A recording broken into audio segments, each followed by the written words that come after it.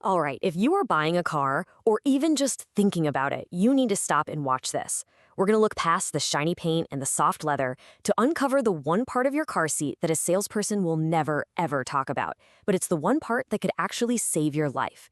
We are talking about the hidden skeleton inside your seat. Yeah, you heard that right. 20 times your body weight. So if you weigh about 180 pounds, that's over 3,500 pounds of force slamming into your seat in literally the blink of an eye during a crash.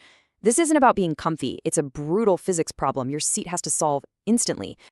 And you really have to ask yourself that question. Because here's the scary part. From the outside, they can look exactly the same.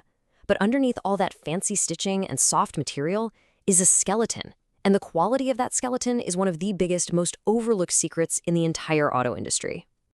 So let's pull back the curtain. Time to meet this hidden skeleton. The best way to think of it is like the steel rebar inside a concrete pillar of a skyscraper. You never see it, right? But it's the only thing that keeps that building from turning into a pile of dust in an earthquake. Your seat frame is exactly that. It's the core that everything else depends on.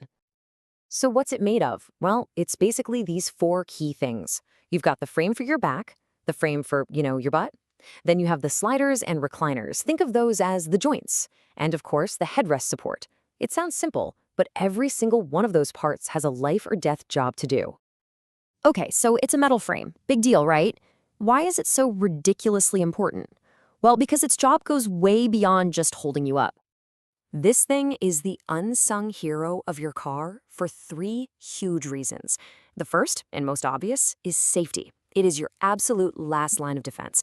The second is your health. You ever get a sore back on a long road trip? Yeah, you can probably blame a weak frame. And finally, durability.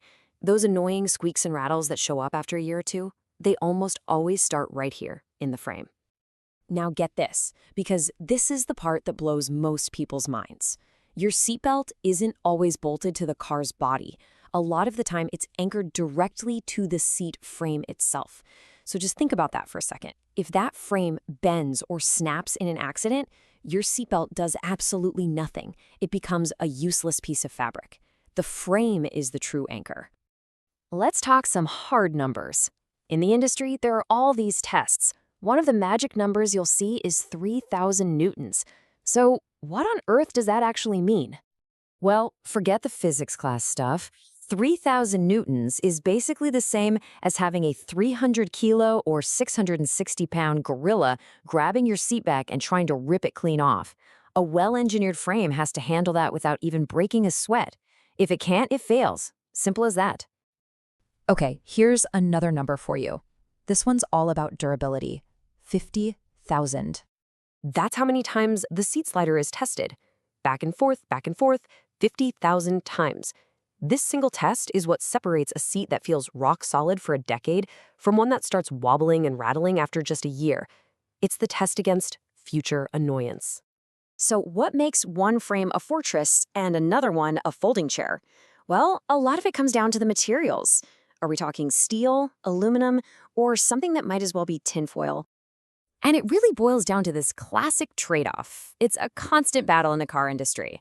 On one hand, you've got standard steel. It's strong, it's cheap, but boy, is it heavy. On the other side, you have the fancy stuff, high-strength steel or aluminum. They're way lighter, but they come with a much, much higher price tag. This chart really breaks it down. Your average family sedan, it's probably using basic stamped steel because it's cheap. Move up to a nicer SUV, you start to see that lighter, stronger, high-strength steel. Then you get into luxury cars, and especially EVs, where every pound of weight matters for range, and they're using aluminum, which can be 2 or 3 times more expensive. And the supercars? That's a whole other world. They're using super light, super expensive magnesium alloys. Now this might be the most surprising thing you see today. Of all the money it takes to build a car seat, that hidden frame you never see accounts for 40% of the cost. It's more expensive than the leather, the foam, the motors, everything. And because it's the biggest cost and it's hidden, guess where car companies are most tempted to cut corners? Which brings us right to the dealership floor. Let's arm you against the common sales pitches that are designed to make you forget all about what's underneath. Come on, you've heard this one a million times. The salesperson swings the door open and says, "Go on, sit down, just feel how soft that is." They want you to sink in and focus only on that initial plush feeling. But here's the reality check. That softness feels great for 5 minutes in the showroom, but support from a strong frame, that's what matters for the next 5 hours of a road trip. A soft seat with a weak frame is just a recipe for agony. Oh, and here's another clever one. They'll hit you with the buzzword lightweight. They'll say the car uses lightweight materials to make it more fuel efficient. And that sounds great, right? Modern, high-tech. But don't be fooled.